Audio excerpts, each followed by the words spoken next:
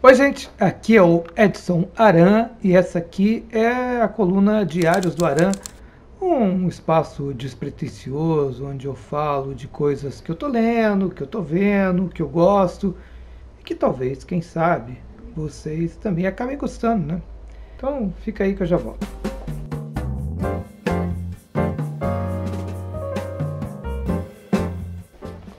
Oi, gente, vamos lá, ó. Primeira dica é uma dica legal. Isso aqui é o Esquadrão Supremo.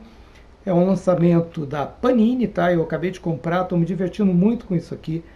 Apesar de ser um lançamento novo, esse é um quadrinho de 85, tá? Que a Panini está lançando agora nesse encadernado. É um quadrinho criado pelo Mark Grunewald, que foi um cara que foi desenhista, roteirista e acabou virando editor da Marvel ali nos anos 80. E ele resolveu juntar esses heróis numa série de 12 edições ao longo de um ano em 85, tá? O que é interessante é o seguinte, esses heróis são a Liga da Justiça, eles são equivalentes à Liga da Justiça. Cada um dos personagens equivale a um personagem da Liga da Justiça. Eles não foram criados pelo Mark Grunewald, eles foram criados em 71, numa história dos Vingadores, porque eles queriam fazer um crossover com a equipe da editora concorrente, naturalmente isso era impossível, então eles criaram a liga deles, a Liga da Marvel de um universo paralelo, tá? Que é o Esquadrão Supremo. O que o Mark Grunewald faz em 85 é uma maluquice, porque esses heróis resolvem intervir no mundo. Intervir no mundo, assim, não prendendo bandidos, como o super-herói geralmente faz, mas intervindo para resolver os problemas do mundo, os problemas sociais, problemas políticos, problemas econômicos. Eles acham que eles têm responsabilidade e acabam tomando conta do mundo. Que é um conceito interessante. Na época, isso era muito inovador, né? Porque essa obra ela antecede o Watchmen em um ano. Esse é de 85, o Watchmen sai em 86. E o Watchmen, o plot de Watchmen é isso, né? O Ozymandias, que é um personagem de Watchmen, tomando para ele a tarefa de impedir um conflito nuclear e realizando inúmeras barbaridades para colocar o plano dele em ação. Essa é a trama de Watchmen. Mas o Esquadrão Supremo foi o primeiro a fazer isso, tá? Depois vieram outros. Tem um outro quadrinho também da Wildstorm, que é uma editora que não existe mais, que foi incorporada pela DC Comics, mas na virada de 99 para 2000, eles tinham um grupo chamado The Authority, que foi criado pelo Warren Ellis e depois continuado pelo Mark Millar, dois roteiristas muito interessantes, que também faz isso, tá? Eles resolvem intervir e assumir o controle do mundo. O que acontece no Esquadrão Supremo é que, apesar deles serem muito bem intencionados, já que afinal de contas eles são super-heróis, usam colã e combatem o mal, eles acabam se transformando num bando de ditadores super fascistas, né? Que é um tema interessante, ainda mais em 85, tá? Que tem uma outra coisa legal que vale a pena mencionar, que é o seguinte, é um quadrinho que é um pouco diferente dos quadrinhos super-heróis que se vê hoje, quer dizer, não tem só porradaria e pancadaria, mas tem muito trabalho de construção de personagem. Que é uma coisa rara, né? Rara não, até é feito com frequência, mas que hoje em dia, nos quadrinhos atuais, é uma coisa rara. Por exemplo, você tem uma história que o Dr. Espectro, que é o equivalente ao Lanterna Verde, ele faz um negócio extremamente babaca, né? A Princesa do Poder, que é equivalente à Mulher Maravilha, está dando uma entrevista e ele usa o cristal dele lá de poder para tirar a roupa dela em público. Um babaca, né?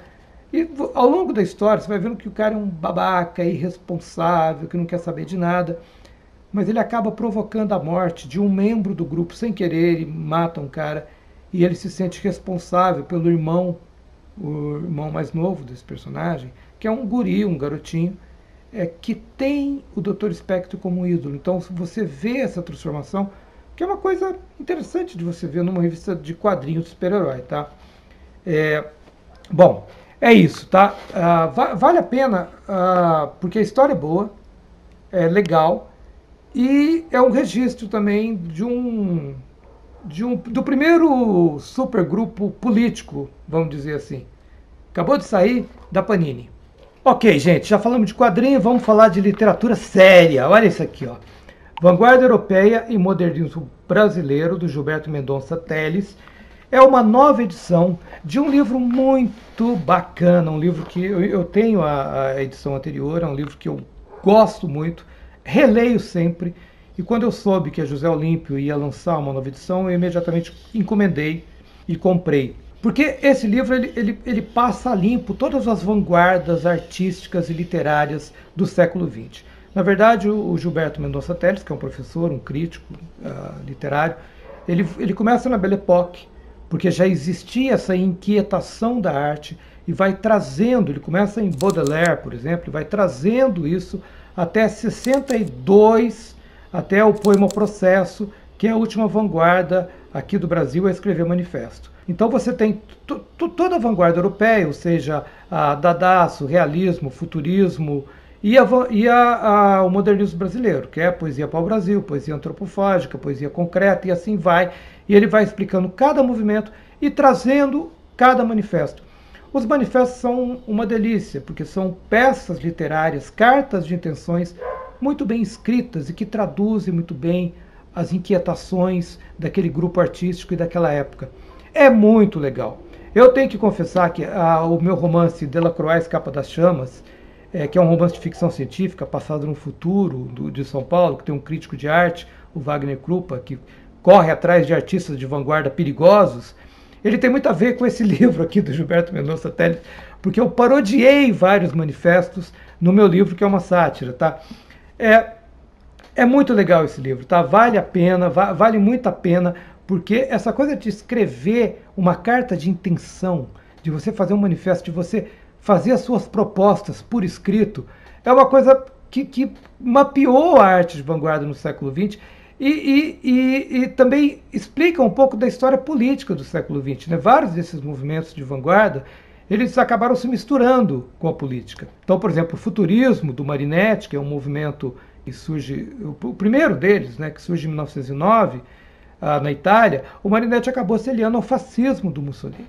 Como o Plínio Salgado aqui no Brasil, com o movimento da anta verde e amarela, sendo a anta que ele se alia também ao fascismo brasileiro. Enquanto o surrealismo, por exemplo, do André Breton, ele se alinha ao marxismo, ele vai se alinhando ao marxismo. É muito interessante, por tudo isso é muito interessante. Então, fica a dica, é um livro que eu adoro, essa edição está muito bacana. Gilberto Mendonça Telles, Vanguarda Europeia e Modernismo Brasileiro. Bom, finalmente uma dica de documentário, um documentário muito interessante que está na Netflix. O Ademir fez também um vídeo sobre isso que está aqui na TV Bula, mas eu queria também dizer algumas coisas sobre esse documentário, porque ele é muito bacana, chama Django e Django, e é um documentário sobre a obra do Sérgio Corbucci, comentada pelo Ruggero Deodato, que era um diretor italiano, e foi diretor de segunda unidade dos filmes do Sérgio Corbucci, e pelo Quentin Tarantino, que todo mundo conhece. Né? No filme Era Uma Vez em Hollywood, o Tarantino começa o documentário falando sobre esse filme, que na minha opinião é o melhor filme dele. Ele conta a história do Rick Dalton, que é o personagem do Leonardo DiCaprio, que vai para a Itália, se vocês viram o filme vocês vão se lembrar, fazer um filme com o Sérgio Corbucci, né? Que chama Nebraska Joe. E aí ele tem uma reinvenção da carreira como um herói de western spaghetti. E o Corbucci é definido no Era Uma Vez em Hollywood como o segundo melhor diretor de western spaghetti do mundo. Né? O primeiro seria o Sergio Leone, o segundo seria o Sérgio Corbucci. E na verdade eu não sei nem se ele é isso, se a quintessência do gênero não é o Corbucci, não o Leone. E eu explico por quê, porque eu acho que o Leone, a ideia operística do Leone, ela ficou maior do que o próprio western spaghetti. Por exemplo, eu vou dar um exemplo para você, se você gosta de western você vai lembrar disso. Quando eu falo para você de western, no que você lembra? Você lembra o quê? O Clint Eastwood de poncho e uma música assim.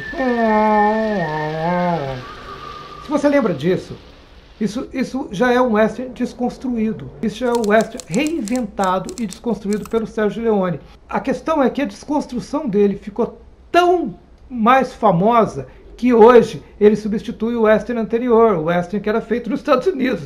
O western hoje feito na Itália, ele é mais icônico do que o western feito nos Estados Unidos. Olha a maluquice. Enquanto que o Corbucci não. O Corbucci é o western spaghetti na sua essência, né? É o cara que criou Django, o filme original. Django é um fenômeno, foi um fenômeno de bilheteria na época, inspirou o Tarantino a fazer Django Livre, inclusive usando o mesmo tema, que também é do Ennio Morricone. Mas ele fez vários outros filmes muito interessantes, por exemplo, O Vingador Silencioso, que é um tremendo filme. Os Violentos Vão para o Inferno, que é um filme passado durante a Revolução Mexicana, que é muito bom.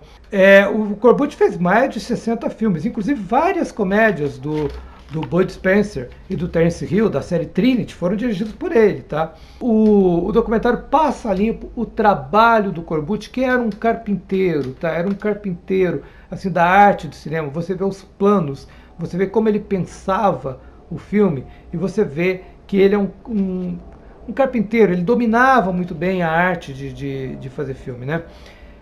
Eu adoro o Western Spaghetti, né? Eu acho que o cinema dos anos 60 ele é muito especial, não só o cinema que se fazia no mundo, em especial o cinema que se fazia na Europa, ele é muito interessante. E o Western Spaghetti é um filme europeu, ele não é, apesar de ser um faroeste, ele não é um filme americano, ele é um filme europeu, né? É outra coisa, com influências que não vêm só do cinema americano, né? Assim, não tenha dúvida de que o Antônio das Mortes, de Deus e o Diabo na Terra do Sol, ele tem influência em Django. Não tenha dúvida disso, sabe? Porque o Deus e o Diabo na Terra do Sol é de 63 e Django é de 66. E o filme do Glauber foi muito visto nos festivais europeus. Então, assim, era um filme que pegava várias influências, né? Ele tem, por exemplo, uma influência, o Western Spaghetti tem muita influência do neorrealismo italiano, os personagens são feios, sujos, malvados, e tem também todo o peso do fascismo, né? Todo o peso da ditadura mussolinista que está presente ali, né? Naquela sociedade arcaica, conservadora, todos os filmes têm isso, né?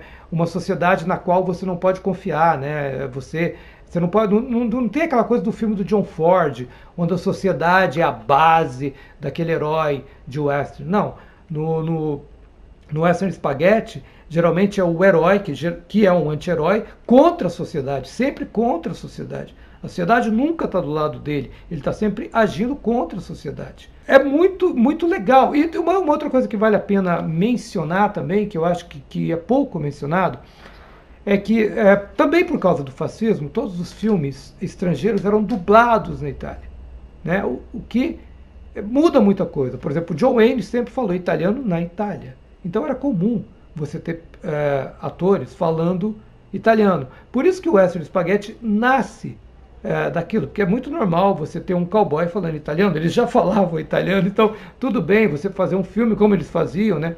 E filmar na Espanha, que era onde eles filmavam, e você tem um elenco que era de toda a Europa, né? O Klaus Kinski, por exemplo, que era alemão, fez vários Western Spaghetti. Você tinha atores que vinham da França, que vinham da Itália, que vinham da Espanha, que juntava tudo e que depois eram todos dublados mesmo e colocados no cinema. Vale muito a pena esse negócio, porque o Corbucci é um cara que ele é pouco reverenciado, tá?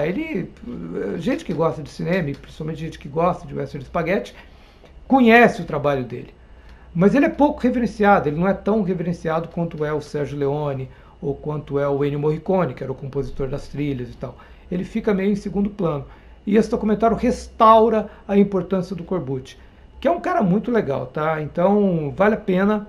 Django e Django é um documentário que está na Netflix. Então, se você gosta de western, se você gosta de cinema, na verdade, se você gosta de cinema, veja que você vai se divertir. Bom, ok, gente, esse foi o Diários do Aran dessa semana. Semana que vem tem mais. Fica o pedido aí para vocês curtirem o canal, acionarem o sininho para vocês saberem das atualizações, compartilharem esse vídeo com os amigos ou com os inimigos, enfim, tornar esse conteúdo mais popular para que a gente possa produzir coisas cada vez mais legais para você. Valeu! Tchau!